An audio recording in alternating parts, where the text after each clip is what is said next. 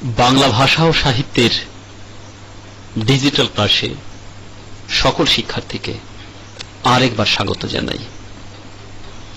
নবম শ্রেণীর শিক্ষার্থী, তোমরা ইতিমধ্যেই ধাতু ও ক্রিয়াপদের যে অংশটি ডিজিটাল ক্লাসে আলোচনা করেছি সেটা নিশ্চয়ই দেখেছো। সেটা নিয়ে আশা করি কারো কোথাও কোনো জিজ্ঞাসা নেই।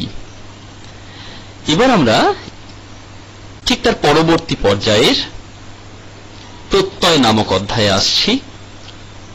যে প্রত্যয় নিয়ে তোমাদের মধ্যে একটা ভীতি কেমন যেন কাজ করে, তাই তো? না, ভয়ের কিছু নেই। একটু মন দিয়ে ক্লাসটি দেখো। আশা করি প্রত্যয় সম্পর্কে যে ভীতি তোমাদের মধ্যে আছে তা দূরীভূত হবে।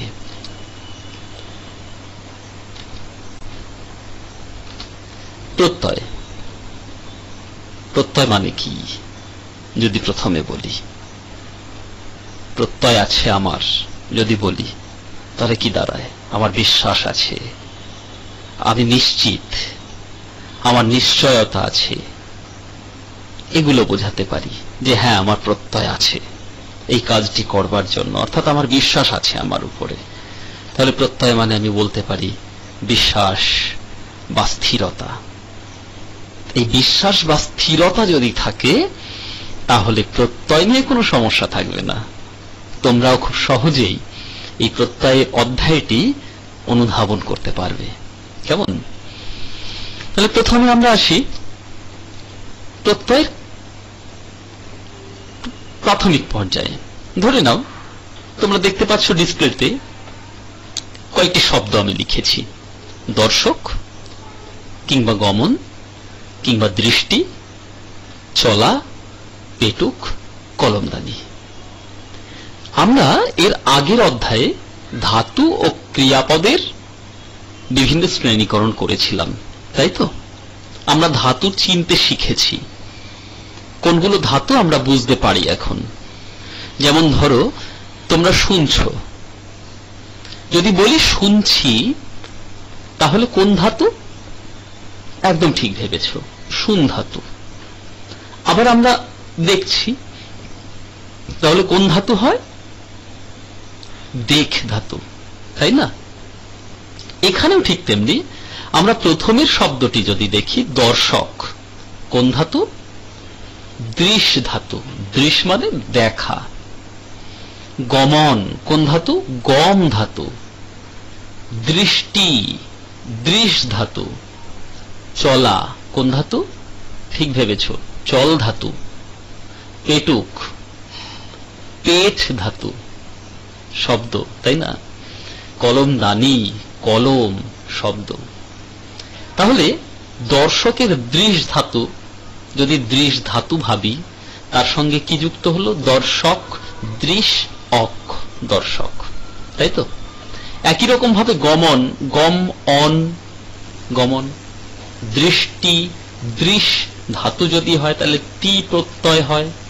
চলা চল আ, পেটুক পেট উক, কিংবা কলমদানি কলম দানি। তাহলে এখানে দৃশ অক, এই অকটা হলো প্রত্যয়। গমন গম অন, এটা হলো প্রত্যয়। দৃষ্টি, এই তিটা হলো প্রত্যয়। পেট উক, উকটা হলো প্রত্যয়। দানিটা হলো প্রত্যয়। লক্ষ্য করে দেখো, দৃশ কিংবা গম কিংবা দৃশ কিংবা পেট কিংবা কলম, এই সকল ধাতু বা শব্দগুলোর সঙ্গে অক অন তি উক কিংবা দানি, এই প্রত্যয়গুলো যুক্ত হয়ে এই ধাতুটিকে একটা নতুন শব্দের রূপ দিল, তাই তো? খুব সহজে বুঝে নাও কি করলো এই প্রত্যয়গুলো। এই প্রত্যয়গুলো এক একটি ধাতু বা শব্দের সঙ্গে যুক্ত হয়ে সেই ধাতু বা শব্দটিকে নতুন একটি অর্থপূর্ণ শব্দে পরিণত করলো, তাই তো? তাহলে প্রত্যয় আসলে কি? কোনো বর্ণ বা বর্ণের সমষ্টি। যেমন ধরো যদি বলি অক, অকের মধ্যে আছে একটা অ একটা ক, তাহলে বর্ণ সমষ্টি হলো। তাহলে এই বর্ণ সমষ্টি কি করলো? ধাতুকে নতুন শব্দে পরিণত করলো, অর্থপূর্ণ শব্দে পরিণত করলো। তাহলে প্রত্যয়ের কাজ কি? ধাতু বা শব্দকে, আমরা কলম শব্দটা যদি ধরি, ধাতুটিকে যদি ধরি, তাহলে এদেরকে নতুন অর্থ দান করে, নতুন অর্থে পূর্ণ শব্দে পরিণত করে। এটা হলো প্রত্যয়ের কাজ। তাহলে এই বেসিক জায়গাটা নিশ্চয়ই তোমরা বুঝেছো। তাহলে প্রত্যয় শব্দের একটা অর্থ আমরা ধরে নিতে পারি। প্রত্যয় শব্দের অর্থ কি? সেটা আভিধানিক অর্থ, আস্থা, স্থিরতা বা বিশ্বাস, বা প্রথমে বলেছি নিশ্চয়তা হতে পারে। তাহলে আস্থা, স্থিরতা, বিশ্বাস বা নিশ্চয়তায় এইগুলির সাহায্যে আমরা কিন্তু একটা শব্দকে নতুন অর্থপূর্ণ শব্দে পরিণত করতে পারি। তাই হলো প্রত্যয়। হলো? তাহলে এইগুলো যুক্ত করলাম, এগুলো প্রত্যয়। কি যুক্ত করলাম? অপ্রত্যয় যুক্ত করলাম। অন, তি, উক, ধানি এগুলো যুক্ত করে নতুন অর্থপূর্ণ শব্দে পরিণত করলাম। কেমন? বেশ, আমরা পরের অংশে আসি। এবার এই প্রত্যয়ের শ্রেণীকরণে আমরা শ্রেণী বিভাগে যাব। প্রত্যয় কাকে বলে তার আগে একটু জেনে নি যে বর্ণ বা বর্ণ সমষ্টি শব্দ বা ধাতুর সঙ্গে যুক্ত হয়ে নতুন শব্দ তৈরি করে, তাই প্রত্যয়। যেমন আ, অন, ই এর আগে আমরা দেখলাম, আরেকবার দেখে নি পুরোনো অংশটা। দেখো এগুলো কি বর্ণ বা বর্ণ সমষ্টি, ধাতু কিংবা শব্দের সঙ্গে যুক্ত হলো। তাহলে বর্ণ বা বর্ণ সমষ্টি ধাতু কিংবা শব্দের সঙ্গে যুক্ত হয়ে কি করে? নতুন অর্থপূর্ণ শব্দে পরিণত করে, তাই হলো প্রত্যয়। তাই তো? এবার এই প্রত্যয়গুলি আমরা কয়েকটি উদাহরণ এখানে দেখে নিয়েছি। যেমন আ, অন, ই হলো, সংজ্ঞাটা দেখে নিয়েছো নিশ্চয়, অসুবিধা নেই। প্রত্যয়কে দুটি শ্রেণীতে ভাগ করা হয়। কি কি? একটা কৃত প্রত্যয় বা ধাতু প্রত্যয় বলতে পারো তোমরা এটাকে, আর একটা তদ্ধিত প্রত্যয় বা, ঠিক ভেবেছো, শব্দ প্রত্যয় বলতে পারো। তাহলে কৃত প্রত্যয় বা ধাতু প্রত্যয়, তদ্ধিত প্রত্যয় বা শব্দ প্রত্যয়। প্রথমে আমরা দেখে নিই কৃত প্রত্যয় কোনগুলি।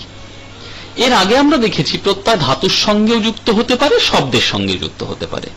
তাহলে ধাতুর সঙ্গে যে প্রত্যয়গুলি যুক্ত হয়ে সেই ধাতুটিকে নতুন অর্থপূর্ণ শব্দে পরিণত করে, সেই প্রত্যয়টিকে বলে কৃত প্রত্যয়।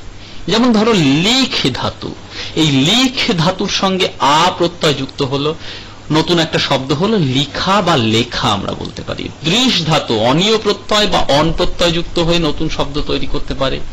দৃশ যুক্ত অনীয় দর্শনীয়, দৃশ যুক্ত অন দর্শন। তাহলে এই অন প্রত্যয় যুক্ত হয়ে দৃশ ধাতুটি নতুন শব্দে পরিণত হলো, তখন একে বলবো আমরা, অর্থাৎ এই ধাতুটি, এই প্রত্যয়টিকে বলবো, অন নামক প্রত্যয়টিকে কৃত প্রত্যয়। বুঝতে পেরেছো? ঠিক একই রকম ভাবে তোমরা যদি বলো গমন, গম ধাতুর সঙ্গে অন প্রত্যয়, তাহলে অন প্রত্যয়টা তখন হলো কৃত প্রত্যয়। কেমন? সহনীয়, সহ ধাতুর সঙ্গে অনীয় প্রত্যয়, অনীয় প্রত্যয়টি তখন হবে কৃত প্রত্যয়। অর্থাৎ কৃত প্রত্যয় কোনগুলি? যে প্রত্যয় ধাতুর সঙ্গে যুক্ত হয়। তোমরা তো ধাতু জানো, চিনেছো এর আগে, তাই না? ধাতু কি? ক্রিয়াপদের মূল অংশ, তাই না? যেমন আমরা শুনছি, শুন ধাতু, শুনটা ক্রিয়াপদের মূল অংশ, শুনছি তো ক্রিয়াপদ। আবার লিখছি, লিখছো তো সবাই দেখে দেখে, শুনছো আর লিখছো, তাই না? তাহলে লিখছি, লিখ ধাতু, লিখ ধাতুর অর্থ কি? লেখা, ক্রিয়াপদের মূল অংশ। তাহলে তার সঙ্গে লিখ ধাতু আ প্রত্যয়, লিখা, এখানে লিখ ধাতু আ প্রত্যয় লিখা হলো। দৃশ ধাতু অন প্রত্যয়, দর্শন, সুতরাং অন প্রত্যয়টি হলো কৃত প্রত্যয়। সবাই বুঝতে পেরেছো? আমরা এরপরে আসি তদ্ধিত প্রত্যয়। তদ্ধিত প্রত্যয় কোনগুলি? শব্দের সঙ্গে যে প্রত্যয় যুক্ত হয়। যেমন হাত, হাত একটা শব্দ তো। বাসন ওয়ালা, ওয়ালা যুক্ত হয়েছে বাসনের সঙ্গে, তাহলে বাসন একটা শব্দ। তাহলে হাত যুক্ত আ, শব্দ প্লাস প্রত্যয়, বাসন যুক্ত ওয়ালা, বাসন একটা শব্দ, তার সঙ্গে প্রত্যয়।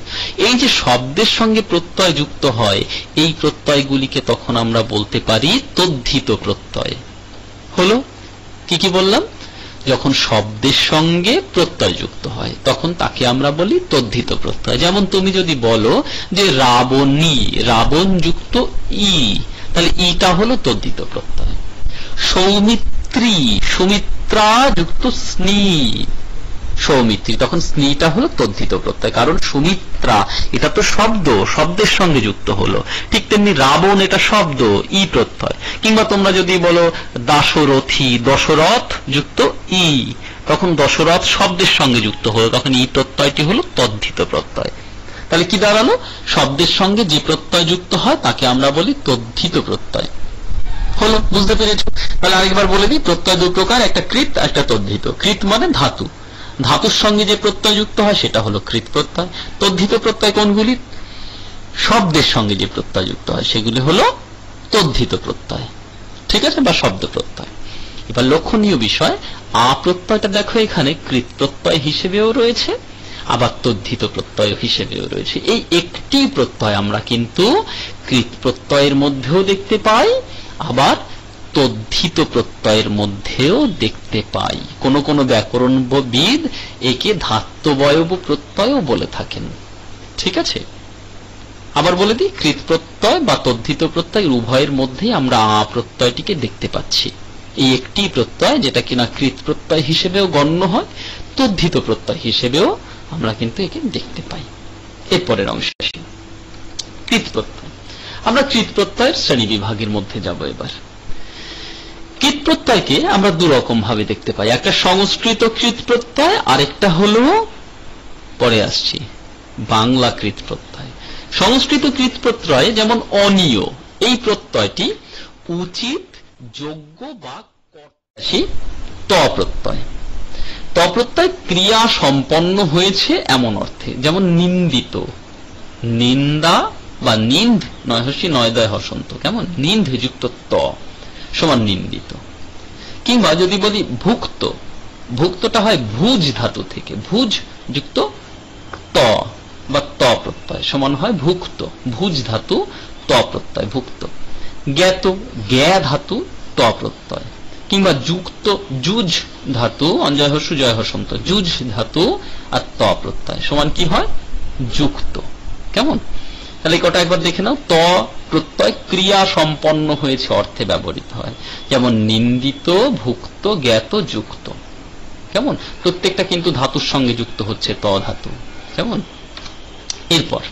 এরপর তব্য ধাতুতে আসি। উচিত বা আবশ্যিক অর্থে, একটা ক পড়েনি এখানে, কটা একটু বলে দিলাম, শুনে নাও। উচিত বা আবশ্যিক অর্থে তব্য প্রত্যয় সংযুক্ত হয়, যেমন কর্তব্য, সবাই জানো কৃধাতু থেকে তৈরি হলো, তাহলে কৃধাতু তব্য প্রত্যয় সমান কি হয়, কর্তব্য। একই রকম ভাবে তারপরে রয়েছে দ্রষ্টব্য। দ্রষ্টব্য আমরা সবাই জানি কি হবে, দৃশ ধাতু, তাই তো, দৃশ ধাতু তব্য প্রত্যয়। দ্রষ্টব্য, দ্রষ্টব্য মানে দেখার যোগ্য এমন বা দেখা উচিত এমন। গন্তব্য, কোন ধাতু, গম ধাতু, গম ধাতুর অর্থ কি, গমন করা, আর তব্য প্রত্যয় সমান গন্তব্য, এই যেটা। আর স্মর্তব্য, স্মর্তব্য মানে কি, একটা রেপকার পড়েনি, স্মৃ ধাতু তব্য প্রত্যয় মানে স্মরণ করা উচিত, স্মৃ মানে মনে করা, স্মরণ, স্মৃ ধাতু তব্য প্রত্যয় সমান স্মর্তব্য। এটাও উচিত বা আবশ্যিক এমন অর্থে, ঠিক আছে। এ কটা দেখো একবার, তারপরে পরের অংশে একবার আসছি। কি মনে হচ্ছে, কোথাও অসুবিধা আছে বলে মনে হচ্ছে নাকি, একটু দেখে নাও তো।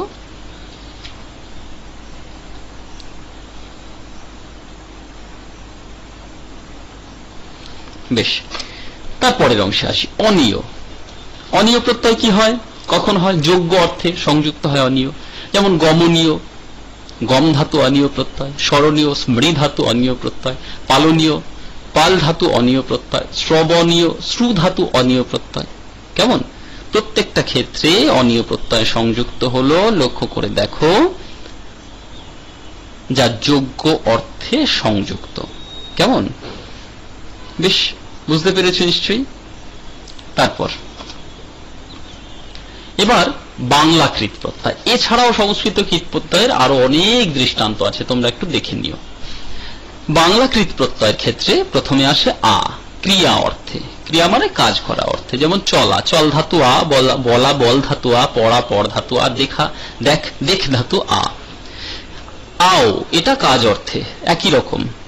কিংবা আই, এটাও কাজ অর্থে, যেমন ছাড়াও, ছাড়াও মানে ছাড় আও, ছাড়াও, ফলাও, ফল আও, দেখাও, দেখ আও, শোনাও, শুন আও, যাচাই, যাচাই যাচ আই, খোদাই খোদ আই, ঢালাই ঢাল আই, ঝাড়াই ঝাড় আই, একই রকম ভাবে কাজ করা অর্থে আই প্রত্যয়। এছাড়া অনেক দৃষ্টান্ত আছে, তোমরা একটু দেখে নিও, দেখে নিয়ে সেখানে পড়ে নেবে। বেশ, এর পরের অংশে আমরা আসি, তদ্ধিত প্রত্যয়। তদ্ধিত প্রত্যয়ের বিভাজনে আমরা দেখব তদ্ধিত প্রত্যয় 3 প্রকারের হয়। এর আগে দেখলাম কৃত প্রত্যয় 2 প্রকারের, একটা সংস্কৃত কৃত প্রত্যয়, একটা বাংলা কৃত প্রত্যয়। আর তদ্ধিত প্রত্যয়ের ক্ষেত্রে 3টে, একটা সংস্কৃত কৃত প্রত্যয়, একটা বাংলা কৃত প্রত্যয়, একটা বিদেশি। সংস্কৃত কৃত প্রত্যয়ের মধ্যে, সংস্কৃত তদ্ধিত প্রত্যয়ের মধ্যে, তদ্ধিত মানে কি আমরা জানি শব্দ প্রত্যয়, তাই না?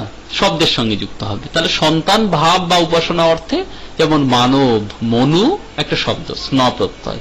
পাণ্ডব পাণ্ডু স্ন প্রত্যয়। শৈশব শিশু স্ন প্রত্যয়। আর বৈষ্ণব বিষ্ণু স্ন প্রত্যয়। তাহলে প্রত্যেকটা দেখো শব্দের সঙ্গে যুক্ত হলো, তাই না? দ্বিতীয় অর্থে স্নি, পুত্র বা কন্যা অর্থে, যেমন দাশরথী দশরথ শব্দ। সৌমিত্রী সুমিত্রা থেকে এসছে, সুমিত্রা স্নি। রাবণী রাবণ স্নি। পার্বতী পর্বত স্নি, কিংবা গার্গী গর্গ স্নি। প্রত্যেকটি দেখো শব্দ থেকে তৈরি হলো। তাহলে শব্দ প্লাস এই প্রত্যয় স্নি সমান এই শব্দগুলো তৈরি হলো, তাই না? এরপর এছাড়া আরো অনেক দৃষ্টান্ত আছে, একটু দেখে নেবে। বাংলা তদ্ধিত প্রত্যয়, এগুলো আমরা সবাই সবসময় ব্যবহার করি। এই প্রত্যয়টি সাদৃশ্য আগত অর্থে, যেমন বাঘা বাঘ যুক্ত আ, চীনা চীন যুক্ত আ, পশ্চিমা পশ্চিম যুক্ত আ, লাঠা লাঠি যুক্ত আ, প্রত্যেকটা আসছে এমন, কেমন তেমন অর্থে, আগত বা সাদৃশ্য অর্থে। একই রকম আই ভাব সময় বা বিশেষ অর্থে, যেমন কানাই ভোরাই ভাবাই এগুলো। বিদেশি তদ্ধিত প্রত্যয়ের ক্ষেত্রে আমরা দেখতে পাচ্ছি আনা আচরণ বা স্বভাব অর্থে ব্যবহৃত হয়, যেমন বাবু আনা, মালিক আনা, মালিক যুক্ত আনা, সাহেবি আনা, সাহেব বা সাহেবি যুক্ত আনা, সাহেবি আনা, কেমন? আবার ওয়ালা মালিক অর্থে ব্যবহৃত হয়, যেমন কাবুলি প্লাস ওয়ালা, বাড়ি প্লাস ওয়ালা, ফেরিওয়ালা ফেরি যুক্ত ওয়ালা। প্রত্যেকটা ওয়ালা প্রত্যয় সংযুক্ত হয়ে মালিক অর্থ প্রযুক্ত হলো। এভাবে বিদেশি প্রত্যয়, অসংখ্য বিদেশি প্রত্যয় এছাড়াও এসেছে, সেগুলো তোমরা একটু বিস্তৃতভাবে দেখে নিও। আশা করি এরপরে কোনো সমস্যা হবে না। দৃষ্টান্তগুলো তোমরা একটু পড়ে নিও, কেমন? আর যদি কোনো সমস্যা থেকে থাকে তাহলে তোমরা কমেন্ট বক্সে গিয়ে প্রশ্ন করো, আমি চেষ্টা করব উত্তর দেওয়ার। ঠিক আছে? তোমাদের সবাইকে ধন্যবাদ জানাই এবং তোমাদের কাছে এক কথায় আবেদন বলতে পারো যে বাংলা ভাষা ও সাহিত্য আমরা এভাবেই সুন্দর করে রাখবো, সুন্দর করে গড়ে তুলব, সুন্দরভাবে এগিয়ে নিয়ে চলব, মধুর হয়ে উঠবে আমাদের প্রচেষ্টায়।